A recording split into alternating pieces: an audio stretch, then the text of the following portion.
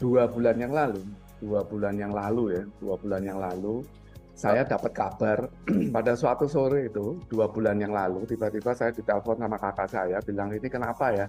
Oh, mama nggak bisa jalan gitu, jalannya terhuyung-huyung kayak begitu kan.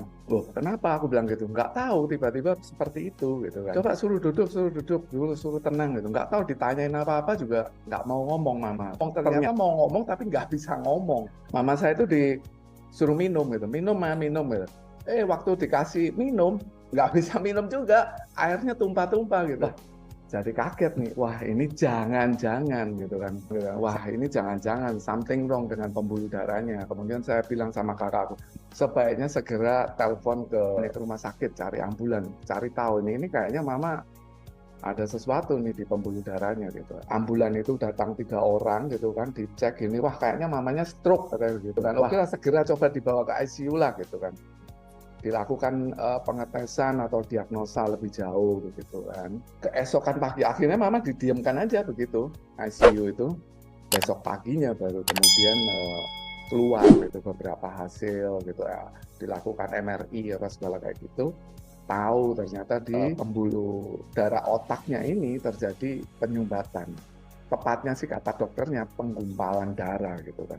Ya dokter bilang ya nggak bisa dilakukan apa-apa sih, ini cuma kita coba upayakan begitu kan. Nah ini mama nggak bisa menelan gitu, nggak bisa menelan dan nggak bisa bersuara karena ternyata penggumpalan di otaknya ini menyerang syaraf yang ada di daerah leher ini ya. Ini membuat pita suaranya kaku, nelen jadi nggak bisa. Oke. Akhirnya ya waktu itu saya juga bingung gimana ya, dokter bilang ini ya mau nggak mau terpaksa harus di NGT itu kan, nasogastrik, nanti masukkan selang ke hidungnya supaya bisa masuklah makanan itu gitu. Oke.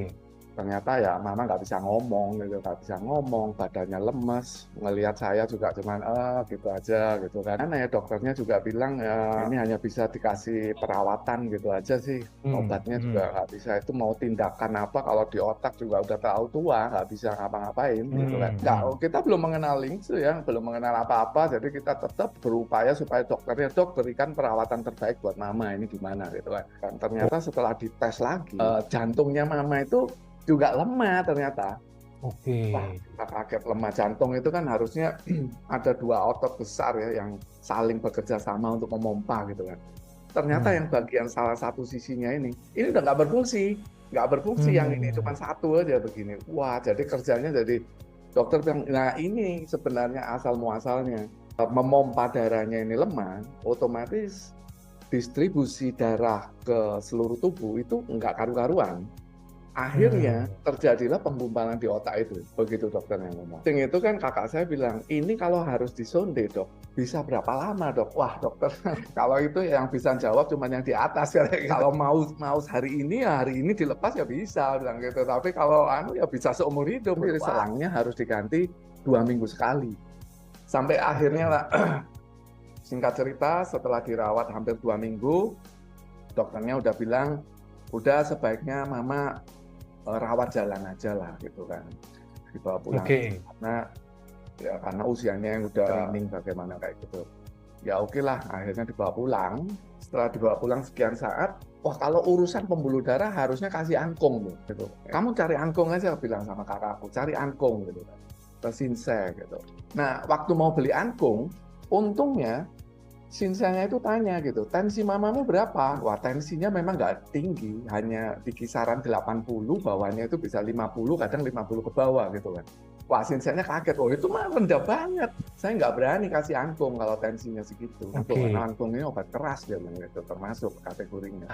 Ya udahlah kita pasrah aja deh gitu. Sampai suatu hari, wah ini ada lince katanya gitu kan, ini juga pengobatan herbal, alternatif gitu kan.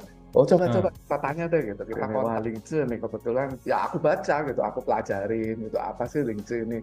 Oh dari pabrik Shuanghe, oh Shuanghe di Taiwan ini. Wah perusahaannya gede juga ya, cukup bonafit, dia punya budidaya, punya lab apa segala, udah 35 tahun gitu kan. Ya ternyata Lingze ini satu sifatnya itu tidak toksik, ya tidak apa-apa gitu dikonsumsi untuk long term gitu kayaknya.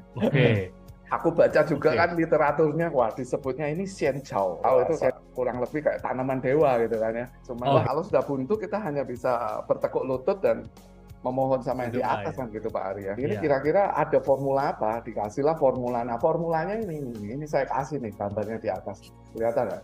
Oke. YK2, YKB apa pollen nih ya. Tiga formula Oke. ini. Mama dikasih deh itu. Gimana dong itu? Ya udah Nah, disuapin aja pelan-pelan pakai air hangat coba gitu kan. Kita coba disuapin gitu ya. Itu ternyata setelah 3 hari tiba-tiba bisa duduk sendiri gitu dari posisi tidur gitu. Duduk sendiri tanpa bantuan dia.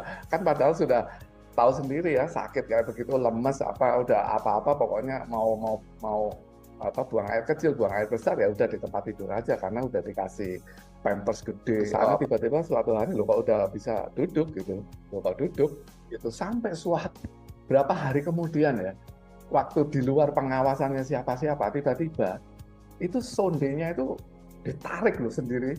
selangnya itu ya. Ditarik sendiri sama mamaku, ditarik gitu kan sampai kaget semua gitu kan loh sondenya kok nggak ada. Wah sempet chaos sejenak lah waktu itu gimana sih. Nah ternyata kayaknya mama itu mau ngomong kayaknya saya udah bisa nelen gitu loh, capek pakai ini capek pakai ginian ini gitu. Jadi dia udah capek dilepas minum air sendiri. Tanya bisa nelen ya tetap dilanjutkan ya konsumsi lingsunya begitu. Bisa nelen sendiri. Waduh, istilahnya ya puji Tuhan, alhamdulillah kayak begitu kan. Kayaknya jawaban kita, doa kita terjawab gitu. Mama dikasih tahu gitu kan. Ma, tahu nggak kenapa Mama bisa berdiri?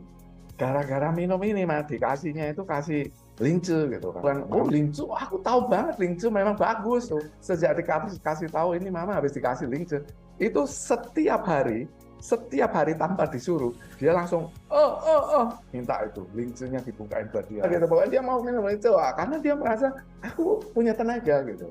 Ya udah akhirnya diminumin terus sampai beraktivitas ringan lah ya, tapi sudah berani keluar, sudah minta dianterin ke tempat ibadah apa segala. Udah bisa jalan berdiri berarti? Udah jalan berdiri, ketemu temennya, sudah bisa tersenyum gitu. Dipanggil aku, namaku, pelan-pelan gitu, Johan gitu. Bisa loh, bisa ngomong gitu. Bisa ngomong, makan sudah bisa makan sendiri, ya kan? Terus bahkan ke kamar kecil apa segala bisa sendiri. Jadi berarti prosesnya berapa lama Pak Johan? Sekitar 2 minggu doang loh. Sampai akhirnya Mama itu bisa melakukan aktivitas itu 2 mingguan.